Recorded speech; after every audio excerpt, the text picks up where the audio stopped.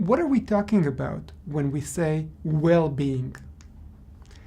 The relevant literature also uses the terms welfare, utility, preference satisfaction, but I think that for clarity purposes, we can just use the most intuitive term, happiness. This may surprise you because people often blame economists for caring about one thing only, money. But let me tell you a secret. Socioeconomic policy and its supporting economic literature is really about maximizing happiness, only using terms such as utility or well-being, that is jargon.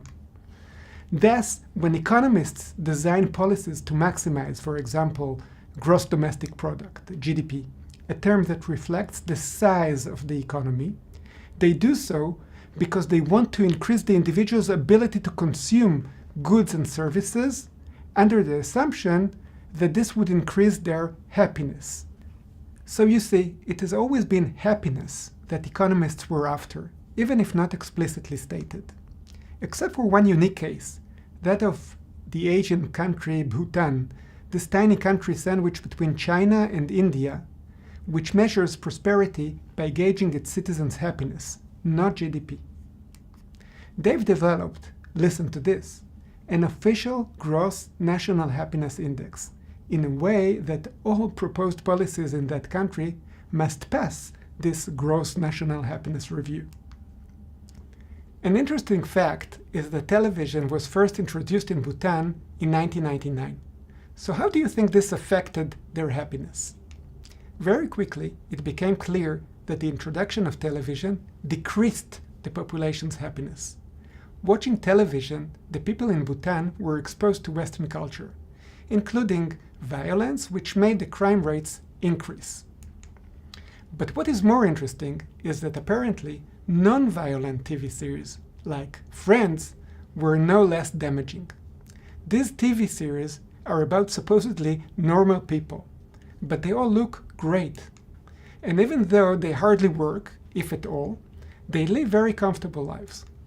The people in Bhutan watching this series subconsciously compare the way their spouses look to how normal people looked on television, and thought of how hard they have to work to make a living, and became frustrated.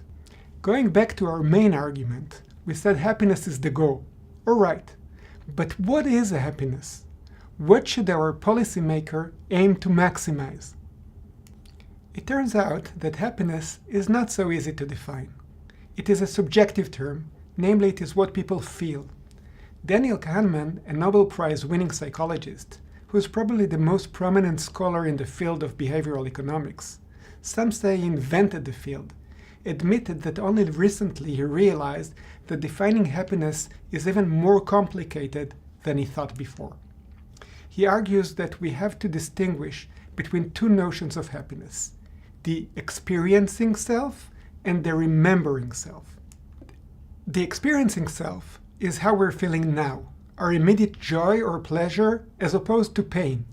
The remembering self is our reflection on our life. It is what we think when we try to assess how happy we are with our lives. Kahneman tells a story of a person who listened to some glorious music in a concert. After about 20 minutes, there was a problem that created a loud screeching sound. He told Kahneman that it ruined the whole experience. But that was wrong, because he enjoyed listening to the wonderful music for 20 minutes. The screeching sound merely ruined his memory of the experience. Now, a new question pops up. What notion of happiness is more important? Which of the two should the policymaker maximize? The truth is that we do not yet know the answer, since the awareness to the fact that there are two different notions of happiness is relatively new. Clearly, both are important, dependent on different relevant context and weights. Indeed, the distinction between the two notions of happiness has policy implications.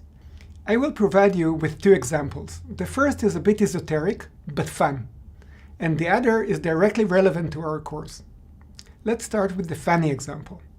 Kahneman, along with his colleague Tversky, wanted to measure happiness, according to both notions explained. They thought that for that purpose, it might be easier to measure pain, which they assumed to be the exact opposite of happiness, because pain seemed easier to inflict and define than happiness. And what better way measuring pain in order to measure happiness than colonoscopy? They persuaded medical doctors to let them make adjustment to this medical procedure. The procedure, colonoscopy, involving a probe topped with a tiny camera inserted to the body through the rectum in order to take some videos from within. Although it sounds quite horrifying to most people, it's not a painful procedure anymore, because nowadays patients are drugged and feel nothing. But at the time the experiment was conducted, the procedure was painful, especially when the probe was moved. Tversky and Kahneman divided the patients into two groups. One group of patients received a regular treatment. The other group received the same treatment plus a few additional minutes in which the probe was moved more gently, as there was no need to see anything, because the real examination was already over. So that the procedure was longer, but the last few minutes were much less painful. Patients were asked to report on their pain every minute. When the procedure ended, they were asked about their overall experience, and they were asked again a long time after that. Surprisingly, the patients in the second group, those who had extra minutes of pain, remembered the colonoscopy as a much better experience than the patients in the first group, even though they suffered through the entire procedure exactly like the patients in the first group did, plus additional few minutes of pain. Now, this is a good lesson for life in general. For example, when you're planning trips or parties, the peak and the end are the most important for the remembering self. So always remember to end the event nicely. Anyway, what could be the policy implication of this experiment? That we should ignore the experiencing self and even work against it, as here by extending the pain, and instead focus on the remembering self.